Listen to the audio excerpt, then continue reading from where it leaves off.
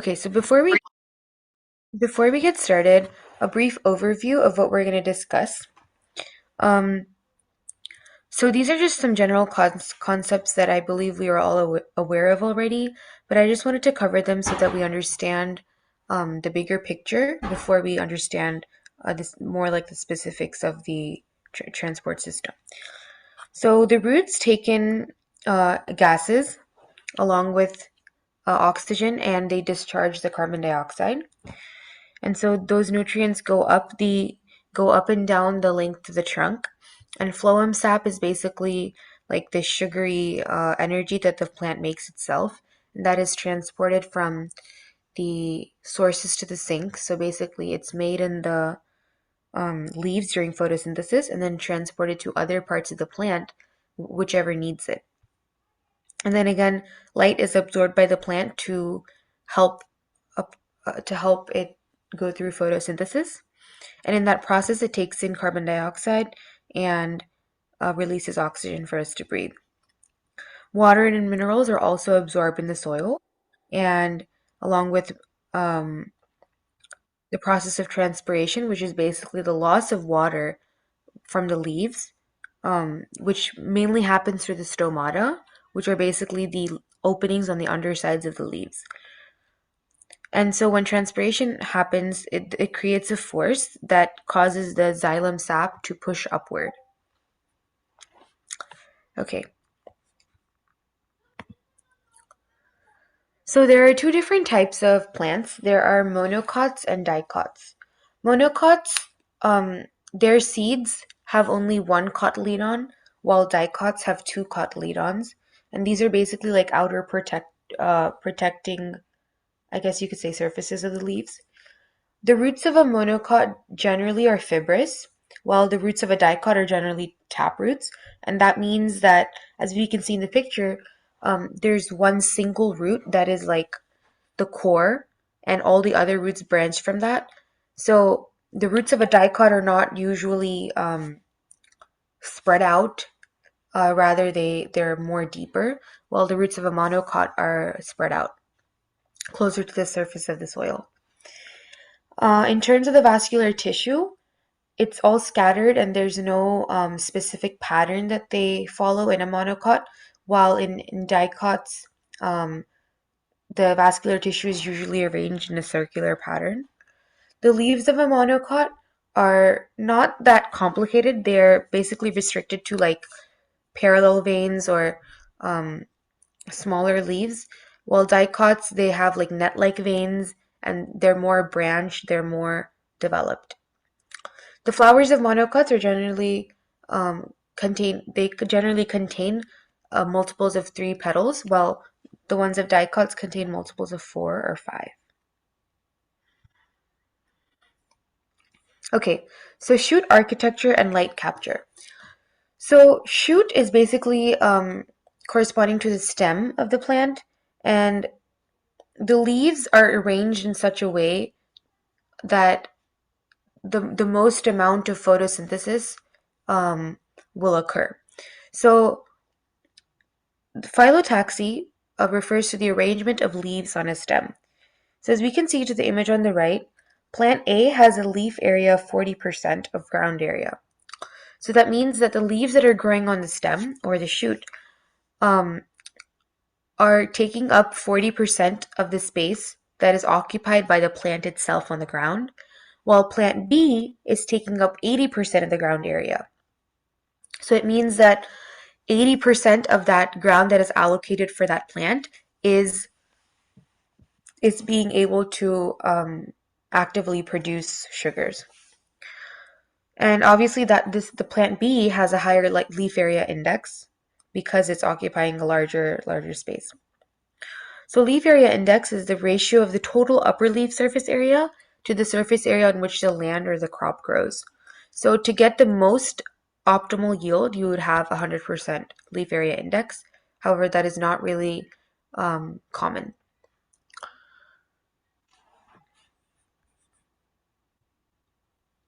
Okay, now talking about root architecture and water and mineral acquisition. So as we all know, roots are the main source of water acquisition in plants because they are thoroughly branched. Um, they're very extensive, which means that they grow in like multiple directions so that the plant can get as many nutrients as possible.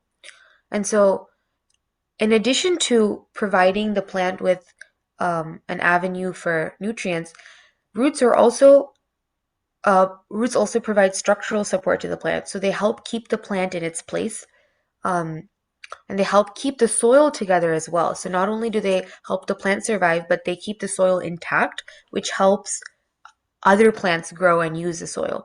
So, for example, if a storm um, if a storm occurs, instead of the soil becoming like destroyed, the roots help the soil stay in one piece.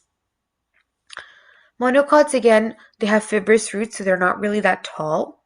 While dicots or eudicots have one main taproot, which causes them to have a lot of anchorage into the earth, so they can grow taller. Nitrate is a compound that is actively used by plants, so it's a really big like nourishing factor. So wherever there is an amount of available nitrate, the roots will branch extensively, and then when it reaches a pocket of no nitrate, then the roots will not branch there, so they'll just go around. Mycorrhizae is the mutualistic relationship with fungi that roots share.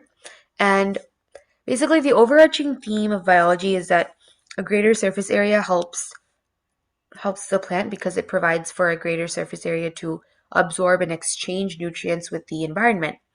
And so roots, obviously, they're thin and they provide a lot of surface area because there's a lot of them.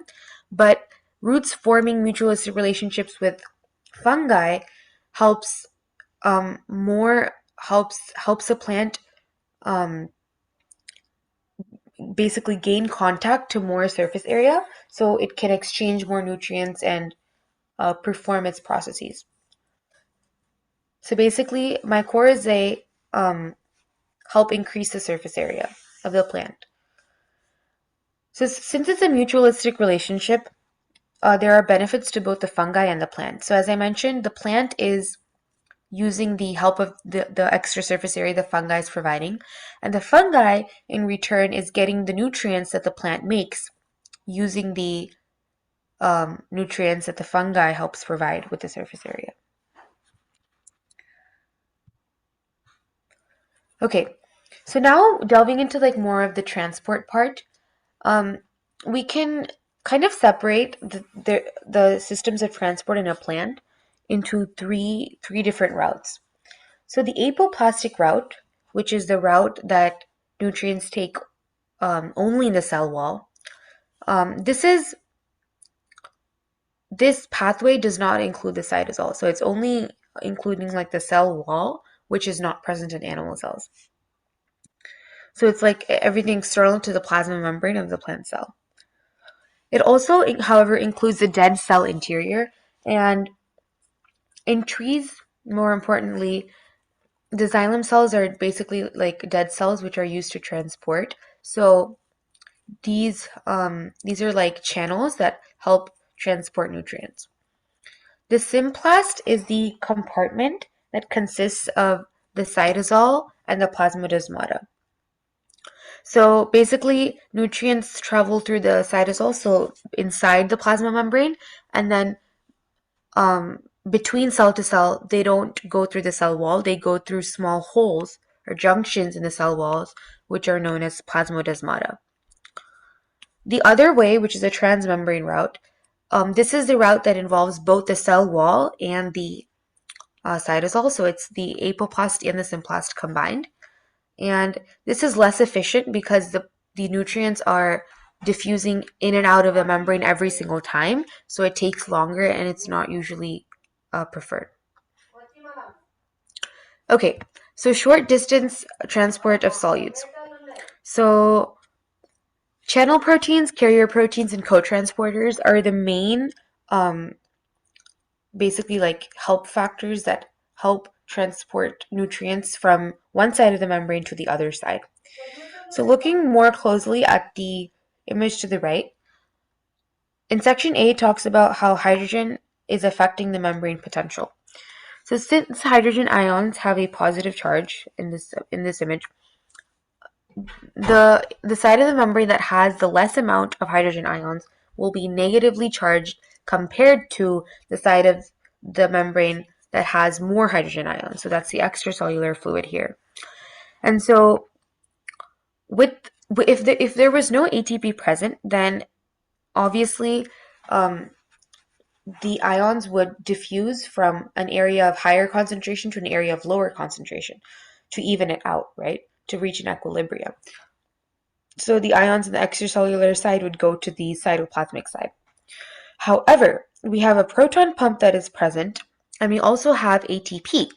And we want to push out the hydrogen ions from the cytoplasm to the extracellular fluid. And we can only do that with the help of the ATP because it's going against its concentration gradient. So instead, what that means is these ions are going to an area of higher concentration instead of a area of lower concentration through the process of active transport. So in plants, hydrogen ions play the major role rather than the sodium in animals. So in a number of our neuromuscular pathways in humans, we use the sodium-potassium pump. So instead of that, plants use hydrogen membrane potentials. So yeah, so in the second image, we talk about the co-transport of the neutral solutes. So as we can see, there's a higher concentration of hydrogen ions in the extracellular fluid, and then there's a lower concentration in the intracellular fluid. So the hydrogen ions would naturally move inside, right? So co-transporters use this trait, use this passive transport to help move the sucrose molecules, which are our neutral solute, to a place, to a directed place. And if we only look at the sucrose, we can observe that there's a smaller amount of sucrose on the right side than the left side. So the sucrose is going against its concentration gradient. However, this process is still being performed without the help of ATP because this co-transporter is present and it's using the help of the passive transport of hydrogen ions.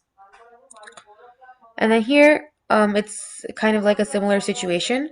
The nitrate ions are being transported to an area of higher concentration without the help of ATP because they are using the aid of hydrogen ions that are going down their concentration gradient. And then we have ion channels, which are specific to specific ions. So here we have a potassium channel. It's taking in the potassium from the left and it's transporting it to the right side. Okay, so water potential is the physical property that predicts the direction of water flow, and it includes the effects of the solute concentration and the physical pressure of the water. So the main thing to remember here is that water will always, the property of water potential is stating that water will always move from a place of higher pressure to a place of lower pressure. Excuse me. It's measured in megapascals, and we can see the equation down here. So the water potential is equal to the pressure potential plus the solute potential. Okay, so taking a closer look at the image on the right, if we have pure water at equilibrium, what that means is that there's the same amount of solutes on the right and left side, and it's basically pure. And so there's a net, it has reached equilibrium, so the amount of water that's going to the left side is the same amount that's going to the right side, so it's equal. So when you add solutes to the right side of this arm, it is decreasing the water potential there because there is a less amount of water per square unit, so it's a lower water potential. So since water potential always moves from higher potential, water always moves from a place of higher potential to a place of lower potential, it will diffuse from the left side to the right side. And in the image, in the second picture, we see that positive pressure is applied to the right side. So water is being pushed from the right side to the left side. The third example, we see that there's positive pressure that is being added. So when basically positive pressure in terms of water potential is if you apply positive pressure, you are increasing the water potential in that area. So that water potential, that increased water potential with the decreased water potential of the additional solutes is basically canceling out, and uh, it doesn't really cause a change in the water level. And we have pure water equilibrium again, and then negative pressure. So basically, you can think of it like pulling water up, and so water would go from the left side to the right side.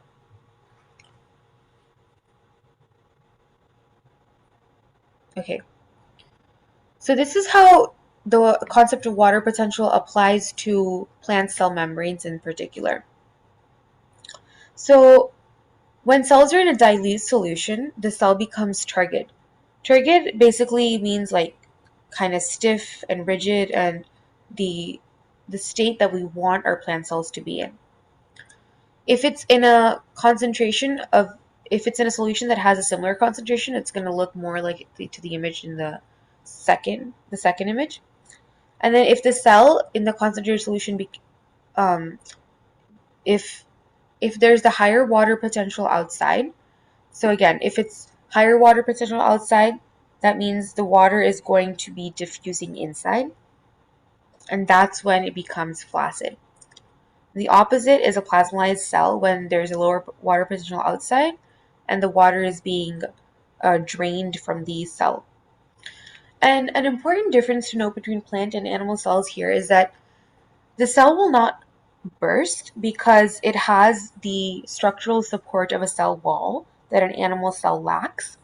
So since an animal cell is only surrounded by a cell membrane, it will, which that membrane is very thin, so it's going to burst.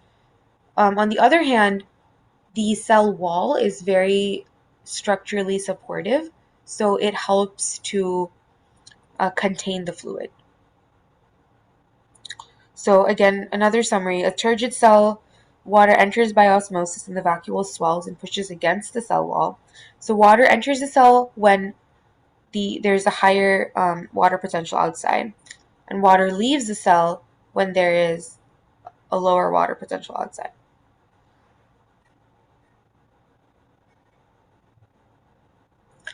Okay, so that was all talking about short distance transport. Now talking about long distance transport. Bulk flow is the movement of a liquid in response to a pressure gradient. So a gradient basically means going from an area of a high concentration into a low concentration, and obviously the liquid will move um, from a high the liquid will move passively from an area of high concentration to low concentration. This is like a really important concept because it applies in the pressure as well. So if there's a highly pressurized point, the solutes are going to move from that area to the area that has a lower pressure.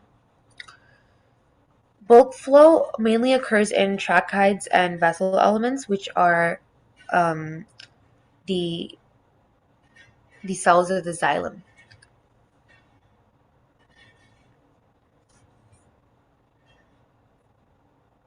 Okay, so xylem sap ascent. So this is basically, so xylem is the water and minerals. It's not the sugars. So the phloem is the transport system that carries sugar from place to place, while xylem is the transport system that carries the water and nutrients. So as we can see, the water potential gradient shows that there's a high water potential in the root areas, and then there's a low water potential in the top near the top of the tree, which is why um, the the xylem can transport the water and minerals to against gravity up and supply the top leaves with nutrients. This is not this is only occurring because of different forces, so like cohesion and adhesion in the xylem. So cohesion is basically the hydrogen bonding between the water molecules, while adhesion is a hydrogen bonding between the water molecules and the cell wall. So they're basically forming like this rigid staircase that keeps moving, transporting the water molecules where they're needed. If we look at the water uptake specifically, we can see that there's water molecules in these root hair cells, and then there's soil particles outside. So since the since there's a lot of since there's a higher since there's a higher water potential outside and a lower water potential inside, the water will diffuse inside of the cell, inside the root hair cell, and then go up.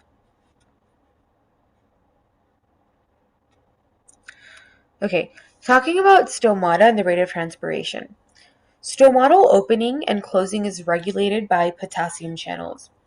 So what does this mean? This means that based on the amount of potassium that is being transported from the guard cells, we can determine whether the stomata is open or not. So when the guard cells are turgid, which means that when they're stiff and rigid, the stomatal cells are open because um, because there's more potassium ions inside the guard cells, and so they that means that there is more water that is being brought in because it has a lower water potential.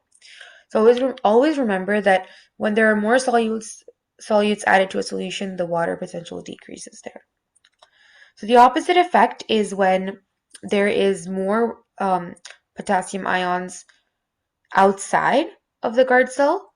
So there's a lower water potential outside. So there's a higher water potential inside the guard cells compared to the outside of the guard cells, which causes the water to leave the guard cells. And this causes the guard cells to become flaccid and limp and closing up the stomata. Okay, we talked about xylem and now talking about phloem. So sugars are transported from sources to sinks. The sources are the areas in the plant where the sugar is produced. So basically, where photosynthesis occurs. So to put it generally, the leaves. The sinks are where um, the sugar is needed. So like mainly newly developing organs, maybe new roots, new leaves. Um, Basically anything that is being formed that's going to need the nutrients immediately. Phloem sap is the aqueous solution that flows through the sieve tubes. Sieve tubes are the cells that the phloem cells. And so, um, just like phloem sap, there is something called xylem sap, and that is the I guess you could say like compound, or that is the yeah like the sorry, I'm losing my words.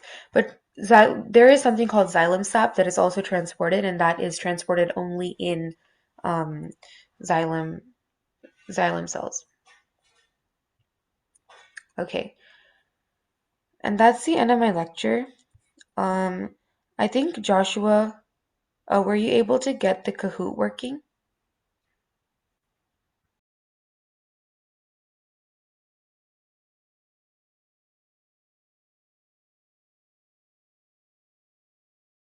Okay, so Joshua, can you do you mind taking over for the Kahoot?